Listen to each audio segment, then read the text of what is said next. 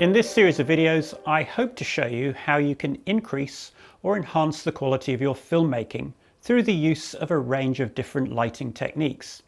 So, why do we light?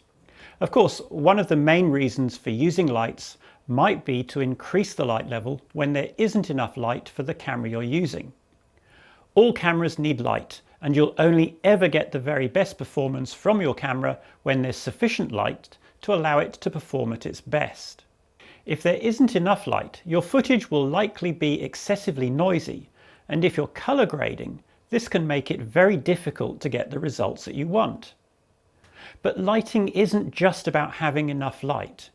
It's also about controlling what light there is to enhance the look of your shots. At the simplest level, this might be using a reflector to bounce light back at your subject in a situation where the light from behind is creating too much contrast. Now, in this scenario here, I'm shooting against a window. Perhaps my location only allows me to do that. Perhaps we want a shot where we can see that outside garden or that background. I could try and light this with light fixtures, but it would be quite challenging and would need quite a bright light fixture. So instead, I'm actually going to use a simple reflector to bounce the light that's coming from outside back into the foreground. And one of the nice things about doing this is actually as the light outside changes, the level of the light bounced back will also change, so the inside and outside light levels will both track together. And let's have a look at how effective this is. It might mean using something such as a black flag to cut off light that you don't want to reduce the amount of light falling on all or part of your scene. By placing a black cloth opposite your light source, you can prevent light from bouncing back into the scene to increase the contrast in the shot, and we call this negative fill. Negative fill is used to reduce shadows on the shadow side of your subject. Simply placing a black object, such as a black flag, on the shadow side reduces the amount of light reflected off different surfaces within the room or studio, making the shadow side of the face that little bit darker. All of these methods of controlling existing light are important, and they're part of the lighting process. It's not just about adding lights. But there'll be many situations where we'll want to add light or a number of lights to alter the look of the scene. The lights that you might use can range from existing conventional lighting that might already exist in your filming location to large complex lights that might need a hoist or a crane to position them where you need them. Many domestic and industrial light fixtures, especially low-cost fluorescent and LED lights, often produce light that has poor spectral quality. Our eyes may not notice these issues as human vision is very good at adapting to poor lighting. But an electronic video sensor may see the light from these poor quality fixtures very differently.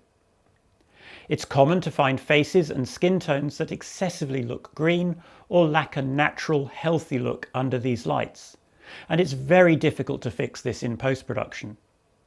Some cheap lights may introduce flicker and other problems into your videos.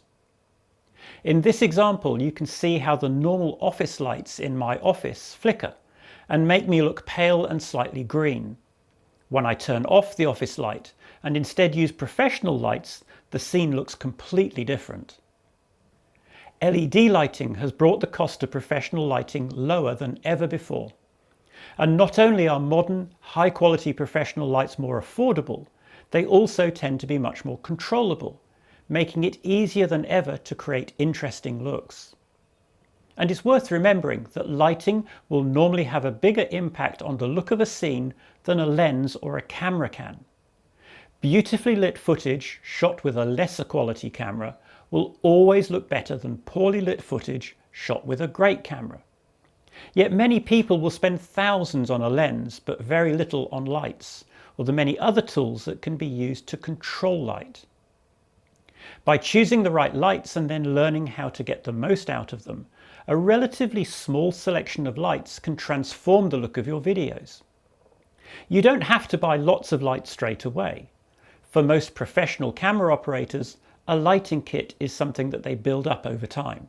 Start with a basic lighting kit, and then as your skills and lighting knowledge grows, you'll add new lighting fixtures and other devices used to control or modify light as you expand the range of lighting techniques you've mastered. And then you can take on ever more ambitious lighting challenges. Learning to light doesn't happen overnight. It can take many years to become a skilled lighting expert. And some people may choose to specialize in lighting for film and television rather than camera work, aiming to become what's known as a feature film gaffer.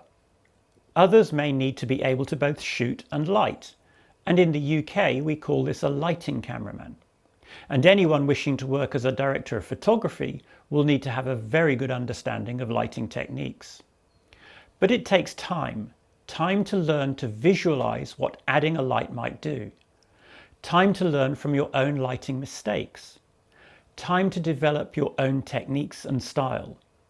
I've been lighting for 30 years and I'm still learning, and that makes it fun.